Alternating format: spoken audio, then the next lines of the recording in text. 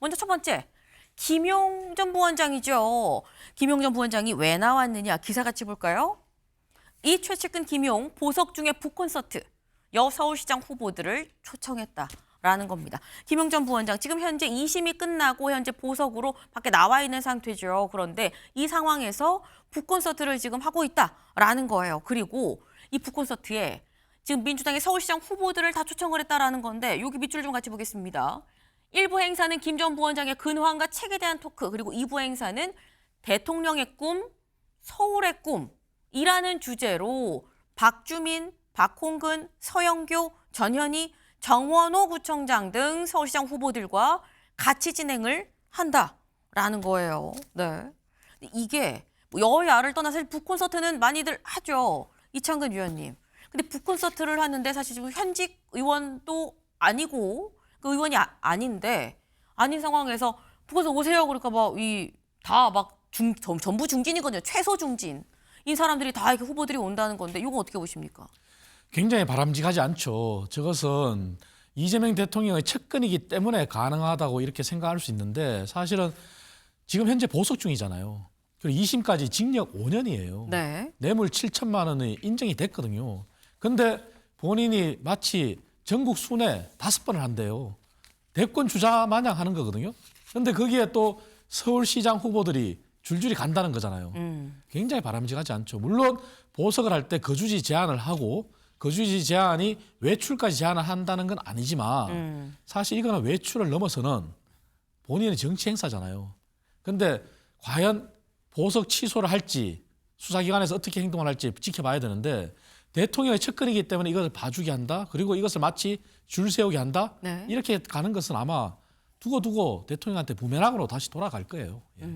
일반인이었으면 이렇게 서울시장 후보들을 다 오라고 콘서트 오라고 하는 게 그게 오겠느냐. 결국 대통령의 측근이라는 걸 생각하고 후보들도 가는 거 아니겠느냐라는 말씀인 건데 아까 말씀 중에 나왔죠. 지금 이 현재 아직 확정 판결이 나온 게 아닙니다. 무죄 판결이 나온 게 아니에요. 지금 이제 2심이 끝나고 3심을 지금 진행하고 있는 그런 과정인데 1, 2심이 어떻게 나왔나 좀 볼까요? 1심에서 징역 5년, 벌금 7천, 추징금 6억 7천, 법정 구속됐습니다. 그런데 2심도 1심이랑 동일하게 나왔습니다만 작년 8월에 보석으로 석방이 됐죠. 그리고 이제 대법원 판단이 좀 남아 있다라는 건데 이런 상황에서 이경민 변호사님, 보석 중에 재판이 진행되는 중에 출판 기념회 하면 또 사실 돈이 들어오긴 하거든요. 이런 것들 다 이게 어떤 영리 활동이라고 얘기를 해야 되나요? 영리 활동으로 볼 수 있는지 없는지도 사실 그것도 법적으로 좀 여쭤볼 부분인데 괜찮은 겁니까, 북콘서트?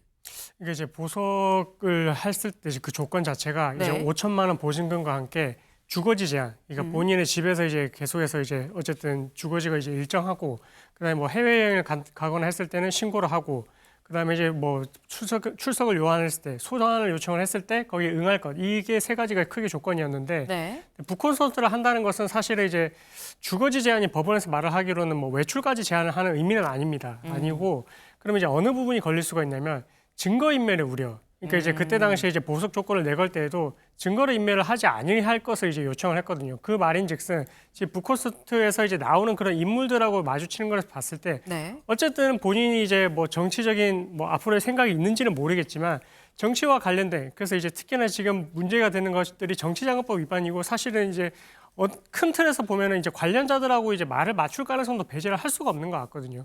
그게 또 이제 뭐 몇 차례에 걸쳐서 이루어진다라고 하게 되면 그러면 법원 입장에서 이거는 이제 보석 조건으로 내걸었던 조건들을 위반을 할 수 있는 그런 내용이어가지고 이게 과연 그대로 유지가 될 수 있을지는 좀 앞으로 좀 지켜봐야 되지 않을까. 근데 이제 신병에 대한 그런 이제 그 결정 권한이 법원으로 넘어가 있는 상태라서 법원의 판단이 어떻게 나올지는 사실 좀 지켜봐야 되는 그런 상황인 것 같습니다. 사실 법원이 적극적으로 북콘서트 했어. 혹시 증거인멸에 우려 있는 거 아니야? 누구 만나서 뭐라고 얘기했어까지 보기에는 쉽지 않을 수 있는데 이건 적극성이 또 문제인 거죠. 근데 거기까지 가는 경우는 사실 많지 않긴 한데 이게 지금 법의 위반인지 아닌지는 사실 제대로 열어봐야 한다라는 그런 취지의 말씀이에요. 근데 이제 김용 전 부원장이 굉장히 어떻게 보면 이 광폭 행보, 북콘서트 자체도 광폭 행보인데 국회에 온 적도 있어요. 그때 모습 잠깐 같이 보고 올까요? 김용은 무죄다. 정당했습니다. 김용은 무죄다.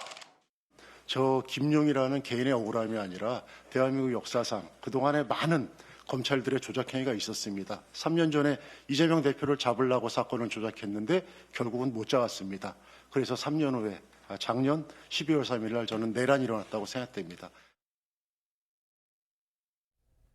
네, 사실 국회에서 이 김용 전 부원장이 사실 이렇게 기소가 되고 재판을 받는 이런 것 자체가 다 정치 검찰이다, 정치적 기소다, 억울하다라는 취지의 이 검찰 어떻게 할 건, 정치 검찰 어떻게 할 거냐라는 취지로 이 세미나를 열었나요? 토론회를 열었나요? 근데 그 자리에 직접 왔고 거기서 김용은 무죄다라고 의원들과 같이 얘기하는 모습을 지금 봤어요.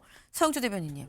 근데 아직 3심 판단이 안 나왔는데 국회에서 2심까지는 지금 징역형이 나왔거든요. 김용은 무죄다, 무죄다 이렇게 한 거는 사법부에서 약간 부담이 되진 않을까요?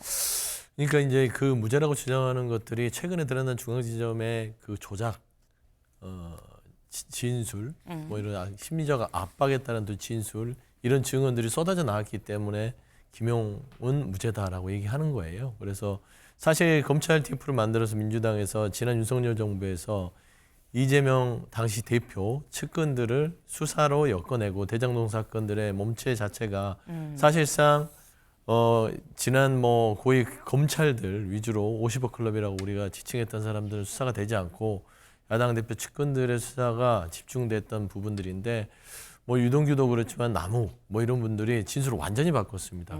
그래서 이거는 검찰의 강압에 뭐 진술이었다 했기 때문에 이 무죄를 한번 다퉈보겠다는 것이고 최근에 보면은 카카오 김범수 의장 무죄 받은 것도 똑같습니다. 그 진술 주가 조작에 대한 진술했던 증언 자체에 대해서 검찰의 심리적 압박 때문에 진술이었다는 부분들이 확인되면서 무죄가 나왔기 때문에 아마 그런 부분을 다퉈보기 위한 그런 주제가 아닌가 싶습니다. 네, 이창근 의원님. 사실 이 부분은 김용 전 부원장의 사건은 불법 선거 자금 6억 원 그게 인정이 된 겁니다. 그리고 대장동 사업 편의를 봐준 대가로 7천만 원 받은 점입니다. 그렇다면 100번 양보해서 대장동 항소 포기 사건을 다시 들여다본다면 당시의 판결문에도 이재명 대통령의 개입 여부에 대해서 판단을 하지 않았잖아요. 근데 대장동하고 별개로 보더라도 불법 대선 자금이 6억이 어떻게 없어지겠습니까? 그렇기 때문에 이것은 김용을 무죄라고 한 자체는 완전히 사법부에 압박을 가하는 거고요. 말이 안 되는 거죠. 그래서 민주당은 항상 그런 것 같아요. 본인들한테 불리한 재판이면은 다 검찰이 조작이고 본인한테 유리한 재판이면은 검찰이 잘한 거고 그래서 이것은 국민들이 지켜보고 있어요. 그래서 이렇게까지 무죄를 주장하는 것 자체는 대한민국 사법부를 정말 형해화시키는 것이고 말도 안 되는 압박이죠. 예. 그런데 제가 좀 말씀드려도 될까요? 짧게. 어차피 네. 대법원의 확정 판결이 되기 전까지는 무죄 추정이라고 얘기를 하지 않습니까? 그럼 여기에 대해서 2심이 나왔으니까 이거는 무죄를 주장하면 안 된다라는 논리는 있어서는 안 되죠.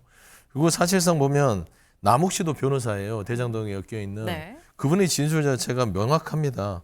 결국에는 팩트와 다른 증언을 했다.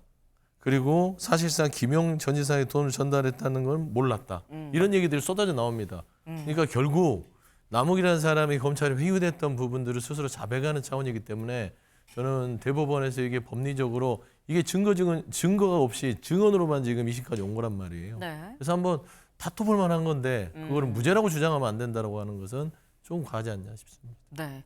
여기서 사실 여야의 시각이 극명하게 드러나는 거죠.